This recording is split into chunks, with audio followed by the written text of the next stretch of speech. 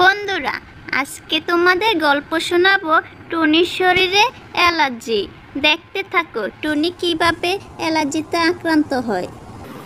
হে আল্লাহ, আমার কি হয়ে গেল? সারা শরীর চুলকাতে চুলকাতে আমি শেষ হয়ে গেলাম। সারা শরীর এখন লাল হয়ে গেছে। আল্লাহ, আমাকে রক্ষা করো।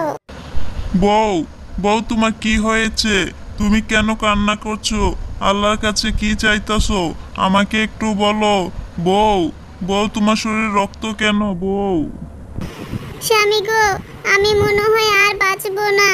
আমার তো কঠিন রোগ হয়েছে। সারা শরীরে এখন চুলকাচ্ছে, আর এই চুলকানি যন্ত্রণায় আমি মরে যাচ্ছি। চুলকাতে চুলকাতে নখ লেগে সারা শরীর লাল হয়ে গেছে। না না বউ, এ কথা বলো না। তুমি মরে গেলে আমি বেঁচে থাকবো না। তোমার কি হয়েছে? ভালো ডাক্তার কাছে নিয়ে যাব, চিন্তা করো না।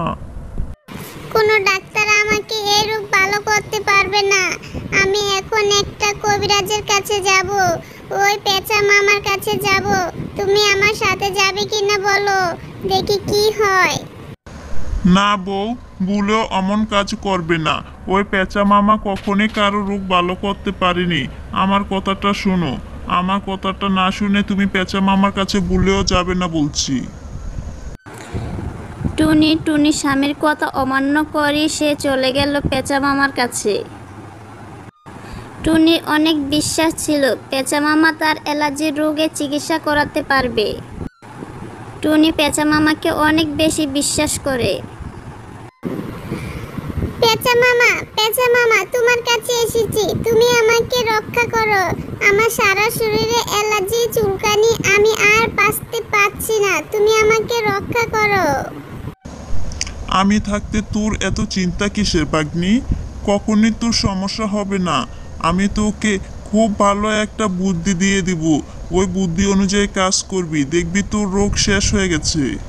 পেঁচা মামা, তুমি তাড়াতাড়ি বুদ্ধি বের করে আমাকে দাও তো। আমি আর পাচ্ছি না। চুলকাতে চুলকাতে সারা শরীর আমার শেষ হয়ে গেল। আমার এত সুন্দর রূপ, সৌন্দর্য সব শেষ। বাগ্নি, আমি তোকে যে ওষুধ দেব, সে ওষুধ যদি তুই ঠিকমতো ব্যবহার করতে পারিস, তাহলে দেখবি তোর সৌন্দর্য আরো বেশি হয়ে যাবে। তোর রূপ সৌন্দর্য আবার ফিরে আসবে। সত্যি নাকি পেঁচা মামা? আমি দেখেছো, আগেই বলেছিলাম আমার পেঁচা মামার কাছে গেলে সব সমস্যার সমাধান হয়ে যাবে। তুমি দাও তো, দাও। কি ওষুধ দিবে আমাকে? তাড়াতাড়ি দাও, আমি একটু ব্যবহার করি। শোন তাহলে, তুই যদি সারা শরীরে গোবর মেখে ঘুমিয়ে থাকিস, তাহলে আর কখনই তোর অ্যালার্জি বা চুলকানি কিছুই হবে না। আমি বলি কি, তুই আজ থেকেই শুরু করে দি। টুনি বাগ্নি শুন, তুই আমার বাগ্নি, সেজন্য এই কথাটা বলছি। এটা নিয়ে কোনো অবহেলা করবি না। এ কাজ করতে হবে নিয়মিত, কখনই গ্যাপ দেওয়া যাবে না। মনে রাখিস এই কথাটা। এই নে গোবরটা, এটা সারা শরীরে লাগাবি আর হাদিয়া দিয়ে যাবি। গোবরটা সংগ্রহ করতে আমার অনেক পরিশ্রম হয়েছে।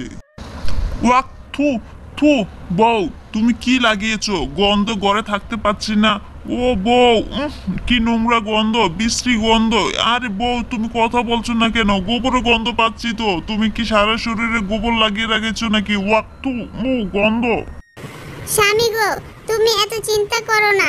আমার শরীরে অ্যালার্জির কারণে আমি গোবর লাগিয়েছি। পেঁচা মামা বলেছে আজকে দিনই আমার এই অ্যালার্জি দূর হয়ে যাবে, তাই গোবর লাগিয়ে ঘুমাচ্ছি। তুমি একটু অন্য রুমে গিয়ে ঘুমাও তো, এখানে এসে ডিস্টার্ব করো না। আমার বউ যেমন পাগল, পেঁচা মামা তেমনই পাগল। আহারে কি যে বলি! আরে বোকা, এইসব করে কি কখনো রোগ ভালো হয়? কি যে করো না তুমি! আমার গন্ধ মাথা ধরে যাচ্ছে। ওয়াক, থু থু, বমি এসে পড়ছে, বমি এসে পড়েছে। যাও তো স্বামী, দূরে গিয়ে বমি করো। তুমি এখানে বমি করে ঘরটা নোংরা করো না। আমার খুব খারাপ লাগছে। আমি নিজেও এখানে শুয়ে আছি অনেকক্ষণ ধরে। আমার কি গন্ধ লাগছে না? তারপরও বলেছে পেঁচা মামা যে এটা নিয়ে অবহেলা করবে না। আচ্ছা বউ, তোমার মাথায় কি একটু কথা ঢুকে না? এ গোবরে যে ময়লা জীবাণু থাকে সেটা তোমার শরীরে যাচ্ছে, তাতে আরো বেশি অ্যালার্জি হবে, আরো চুলকানি হবে। ওই ক্ষত জায়গাটা আরো বেশি চুলকাচ্ছে। তুমি কি এই জিনিসটা মাথায় নিচ্ছ না কেন? তুমি কখনই কবিরাজের কথা বিশ্বাস করো না। তুমি যাও তো, এখান থেকে যাও। আমাকে একটু শান্তি মতো বিশ্রাম নিতে দাও, আর আমি আজকে দিনের মধ্যেই ঠিক হয়ে যাব, দেখবে। পেঁচা মামা বলেছিল তো আজকের দিনটাই রাখতে। পেঁচা মামা, তুমি আমাকে কি ওষুধ দিলে? কই, আমার তো চুলকানি কিছুই হলো না, আমার তো এখন আরো বেশি চুলকাচ্ছে। পেঁচা মামা, সারা শরীর চুলকাতে চুলকাতে লাল হয়ে গেছে। ভাগ্নি, তুই কি ঠিক মতো ব্যবহার করেছিলি? আমি যেভাবে বলেছিলাম সেভাবে, নাকি অবহেলা করেছিলি? যদি অবহেলা করস তাহলে কিন্তু তোর কোনো লাভ হবে না, কোনো ফল পাবি না। না পেঁচা মামা, আমি কখনো দেখেছো তোমার কথা অবাধ্য হতে? কখনো দেখেছো আমি তোমার কথা অমান্য করতে? আমি সব কিছু তুমি যেভাবে বলেছো সেভাবেই করেছি। এখন তাহলে শুন, তুই একটা গরুর কাছে যাবি, গিয়ে গরুর হিসু দিয়ে তুই গোসল করবি। আর গরুর হিসু দিয়ে যখন গোসল করবি তখনই দেখবি ওই হিসুর সাথে তোর শরীরে চুলকানি সব দূর হয়ে গেছে। তারপর চলে আসলো টুনি গরুর কাছে। গরু কখন হিসু দিবে সেজন্য অপেক্ষা করতে থাকলো। পেঁচা মামা যেহেতু বলেছে গরুর হিসু দিয়ে গোসল করলে টুনির সব চুলকানি দূর হয়ে যাবে, তাই সে টুনি গরুর নিচে চলে আসলো গরু কখন হিসু দিবে সেটার জন্য অপেক্ষা করতে। টুনি ভেবেছে আজকে হিসু করলে আর এই হিসু দিয়ে গোসল করলে সব কিছু দূর হয়ে যাবে। আহ, কি শান্তি! এখন থেকে টুনি শান্তি মতো ঘুমাতে। গরু, এ গরু, তুমি তো গোবর দিয়েছো, একটু হিসু দাও। তুমি কখন প্রস্রাব করবে আর কখন তোমার পেট থেকে হিসু বের হবে? আমি সেই হিসু দিয়ে গোসল করব। তাড়াতাড়ি গরু দাও, আর ভালো লাগছে না। গরু হিসু দিয়েছে, এখন আমি গরু হিসু দিয়ে গোসল করছি। আজকে আমার শরীরে সব চুলকানি দূর হয়ে যাবে, আর চুলকাবে না। কি আরামে আমি এখন থেকে ঘুমাতে পারবো, কি শান্তি, কি শান্তি। আমি বরং একটা কাজ করি, এই গরু হিসুগুলো একটা কিছুর মধ্যে দিয়ে নিয়ে যাই, তাহলে আমি আবার চুলকালে আমি ব্যবহার করতে পারি। গরু, তুমি চিন্তা করো না, তুমি আবার একটু হিসু দাও, আবার একটু হিসু দাও। গরু, তাড়াতাড়ি দাও, আবার একটু হিসু দাও। হ্যাঁ, আবার দিয়েছো। এখন আমি একটা পাত্রের মধ্যে করে কিছু হিসু নিয়ে যাব।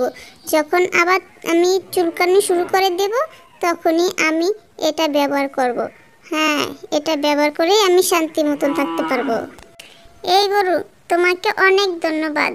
তুমি আমার অনেক বড় একটা উপকার করলে। সময় মতো হিসু দিয়েছো, আর সেটাতে আমি গোসল করে নিয়েছি, আর আমার চুলকাবে না। সেই জন্য তোমাকে অনেক অনেক অনেক ধন্যবাদ গরু। টুনির স্বামী অবশেষে একটা নার্সের সাথে কথা বলল, আর সেই নার্স টুনির কাছে চলে আসলো টুনিকে বুঝাতে। টুনি, এই পাত্রে কি নিয়ে যাচ্ছ? কি হয়েছে তোমার? তো এই পাত্রে কেমন যেন একটা বিশ্রী গন্ধ বের হয়েছে। আমাকে একটু বলবা এই পাত্রে কি আছে? আর বলবেন না নার্স ম্যাডাম, আমার দুঃখে কষ্টে জীবনটা শেষ হয়ে যাচ্ছে।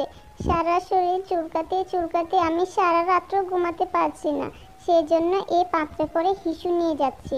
গরু প্রস্রাব করেছে তো, সেই প্রস্রাবগুলো নিয়ে যাচ্ছি। আবার যখন আমার শরীর চুলকাবে এগুলো আমি ব্যবহার করব। ছি টুনি, ছি, তুমি এত বোকা কেন? আমি তোমাকে বুদ্ধিমতী ভাবতাম, আর তুমি এত বোকা। এই নোংরা জিনিসগুলো তোমার শরীরে নিয়ে গেলে তো আর বেশি জীবাণু তৈরি হবে। নার্স ম্যাডাম, আপনি কি বলতে চান আমি ভুল কাজ করতেছি? আমি কি হিসু দিয়ে সারা শরীরে গোসল করে ভুল করেছি? আসলে আমি কোনো উপকার পাচ্ছি না। আমি এখন কি করব কিছুই বুঝতে পারছি না। সেজন্য পেঁচা মামা যা বলেছে আমি তাই করতেছি। তাহলে কি আমি অনেক বড় ভুল কাজ করেছি? হ্যাঁ টুনি, তুমি অনেক বড় ভুল কাজ করেছো। এগুলো নোংরা জীবাণুতে ভরপুর। তুমি কেন এগুলো শরীরে ব্যবহার করবে? এ ধরনের কুসংস্কার কেন তুমি বিশ্বাস করবে? শরীরে চুলকানি হলে তাহলে আমি কি করব? কি করণীয়? আমার তো সারা শরীর চুলকাতে চুলকাতে জীবন শেষ হয়ে যাচ্ছে। আমি খাবার খেতে পাচ্ছি না, ঘুমাতে পারছি না। আমি আমার জামাইকেও যদি বলি একটু চুলকিয়ে দাও, সেও চুলকাচ্ছে না। তাহলে আমি কিভাবে বাঁচবো? নার্স ম্যাডাম, আমাকে একটু বুদ্ধি দেন, একটু পরামর্শ দেন। আমি তোমাকে একটা সাবান দিয়ে যাচ্ছি, তুমি এই সাবানটা ব্যবহার করবা, আর বিকালে তুমি আমার চেম্বারে আসবা। আমি তোমাকে কিছু ওষুধ লিখে দিব, তাহলে সেগুলো খাবা। সব সময় পরিষ্কার পরিচ্ছন্ন থাকবা, সব কিছু গরম পানি দিয়ে ধুয়ে পরিষ্কার করে রাখবা। অ্যালার্জি সংক্রান্ত কোনো খাবার তুমি খাবা না। তোমার শরীরে যাতে জীবাণু আক্রান্ত করতে না পারে এমন কোনো কাজই তুমি করবা না। আর কোনো কবিরাজের কাছে তুমি যাবা না। তোমার এখন ডাক্তারের পরামর্শ অনুযায়ী সবসময় চলাফেরা করতে হবে। শোনো, কোনো রোগী ছোট নয়, অ্যালার্জি নিয়ে অবহেলা করাও ঠিক না।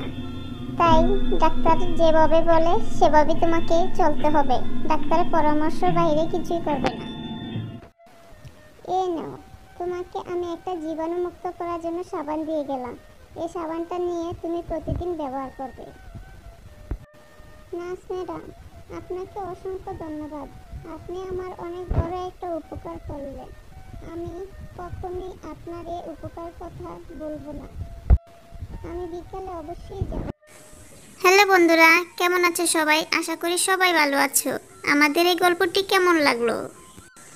যদি ভালো লেগে থাকে তাহলে অবশ্যই লাইক, কমেন্ট, সাবস্ক্রাইব করে দাও। আরও নতুন নতুন গল্প পেতে আমাদের সাথেই থাকো। ধন্যবাদ সবাইকে।